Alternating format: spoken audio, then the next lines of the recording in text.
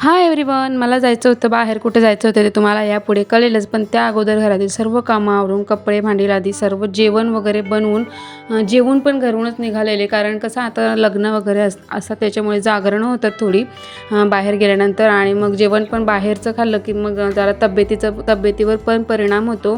आणि ते आता सध्या तरी नको, कारण माझ्या घरात पण आता लग्न आहे त्याच्यामुळे. तर मग घरीच जेवण वगैरे करून गेलो मी. आणि हां, मला जायचं होतं शॉपिंगसाठी साड्या, ज्या आता माझ्या भावाचं लग्न आहे ना, मग त्यासाठी मानाच्या साड्या घेण्यासाठी जायचं होतं. पनवेलमधूनच आम्ही घेतलेल्या, जिथे आम्ही नेहमी घेतो ना तिथेच साड्या घेतलेल्या. बघा, घरून मी एकटीच निघालेलो आणि माहेरून माझ्या आई पप्पा अण्णा आणि नाणी आलेली.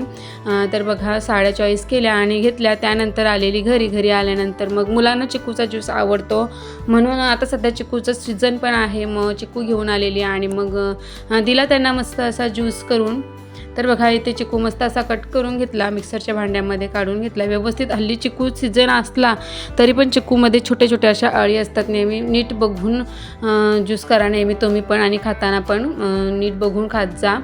कारण माझा हा दुसरा चिकू असेल, एका चिकूमध्ये अळ्या निघालेल्या. मग तो मी चिकू फेकून दिला आणि हा आहे दुसरा चिकू. व्यवस्थित असा कट करून घेतला, मिक्सरच्या भांड्यामध्ये टाकला आणि साखर नव्हती टाकली, कारण कसं चिकू अगोदरच गोड असतो. मग नुसतं दूधच टाकून मी हा ज्यूस बनवलेला आणि दिलेला दोन्ही मुलांना.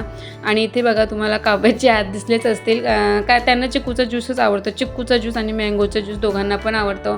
मग दिलेला दोघांना पण बनवून. तर असा होता माझा आजचा दिवस. तुम्हाला कसा वाटला आजचा व्हिडिओ? आवडला असेल तर व्हिडिओला लाईक आणि चॅनलला सबस्क्राईब करायला विसरू नका. चला तर मग भेटू नेक्स्ट व्हिडिओमध्ये. तोपर्यंत काळजी घ्या, मस्त राहा, बाय बाय.